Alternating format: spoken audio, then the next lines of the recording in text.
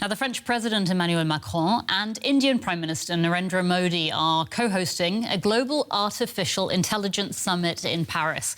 The event is being billed as potentially a key moment in the growth and the containment of AI. It comes as Mr. Macron pledges more than 100 billion euros to the sector, and just after a new Chinese model has shaken up the industry.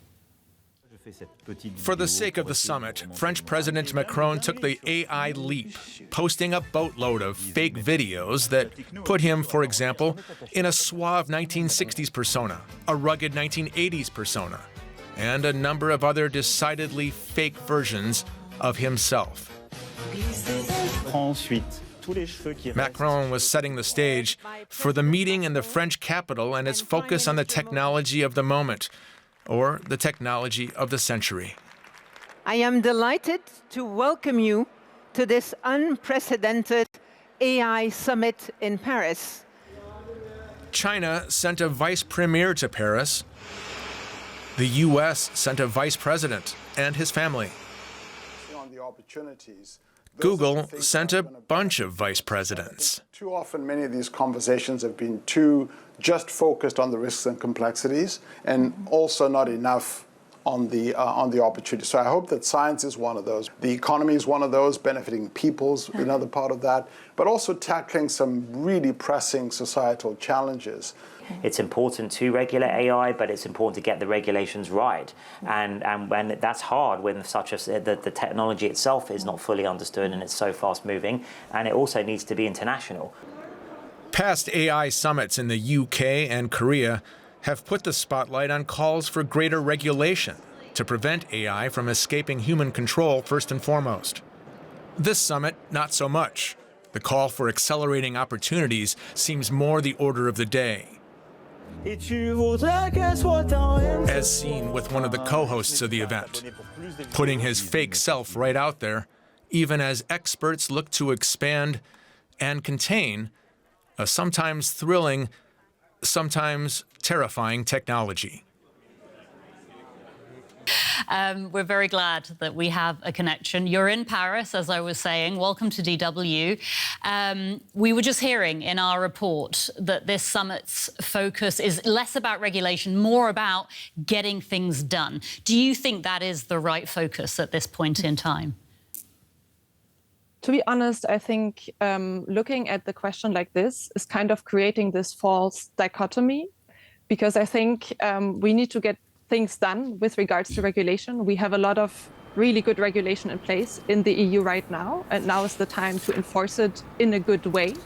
But at the same time, of course, it's really good that the summit is putting more focus on dependencies that we have in Europe, but also in the global south, from big tech companies that are mostly in the US and in China, and to talk about how we can work on these dependencies and create innovation that actually helps people on the ground in their daily lives and not just big businesses. That's right. I mean, let's talk about the benefits and the dangers. Macron posted a series of deep fake videos of himself on Instagram with a warning that this kind of thing can obviously be used to disinform, to undermine democracy. The benefits of AI are, of course, clear, but how can we find this balance between the benefits and the well-documented dangers? I mean, one thing is, if we look at the current regulation that we have in Europe, the AI Act, there's already a lot in there that tries to find that right balance. For example, it is a risk-based regulation. That means not all AI models are affected by the regulation in the same way. We have now already in place the prohibitions on certain practices, like manipulation through AI or social scoring, like it is the case in China, will not be allowed in Europe. And this is really important. But there is also a couple of regulations that are definitely not prohibitions, and they are also quite easier to implement, like transparency regulation, which is mostly targeting the ones developing the technological models. And I think this is really important if we want to see more uptake of AI models across Europe. Because at the end, a lot of the burden to prove that the models are working will be with the companies at the lower end of the value chain. And they need to know what they're buying. Is this safe? Is this robust? Is it biased? So I think transparency is a really important issue here that will help us keep this right balance. But of course, also learning from GDPR, I think it's really important to keep the situation of startups in mind, and they will need support in understanding this quite complex regulation that is now coming at them. Just to ask you another question about this AI Act, I mean, you're saying that there's good regulations in place in the EU. Critics say it stifles innovation. What do you say to that?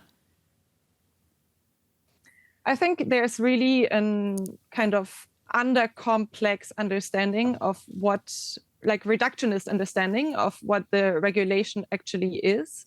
And I think a lot of it comes from the experience we've seen with GDPR, where we had law firms making a lot of money on explaining what it means to like smaller businesses, and smaller businesses feeling overwhelmed with the regulation. And I think in the case of the AI Act, it's definitely not a perfect regulation. Like there's now working groups trying to define a lot of the terms that were left very vague in the regulation to create more legal certainty. And I think a lot of more adjustment needs to happen. It's definitely just like the technology itself, something that will need to learn, need to be adopted over time.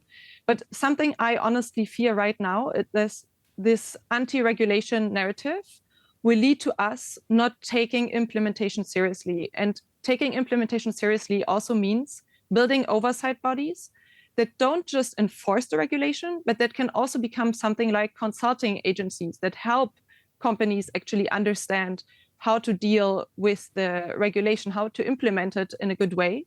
And I think if they do that in sectors like healthcare or education, where you see a lot of good for society, but also a lot of business cases, safe AI, robust AI can actually also be an economic advantage. President Macron has just pledged more than 100 billion euros to the AI sector. Do you think that that investment will put a dent in the dominance of the US and China in this field? I think it's definitely great to see that the French president is taking the topic seriously, and that he has understood that Europe needs to catch up on this issue. The situation, I can't say that the situation is the same in Germany, to be honest.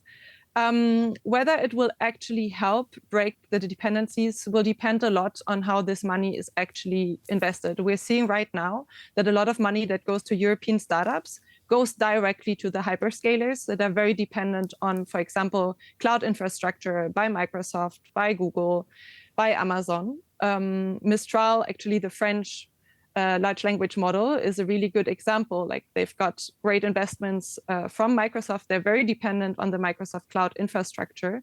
And as long as we don't work on these dependencies, I think a lot of that money will end up with big tech as well, unfortunately. Carla Hustedt from the Centre for Digital Society at the Mercator Foundation. Thank you so much for your time. Really appreciate it. You're welcome.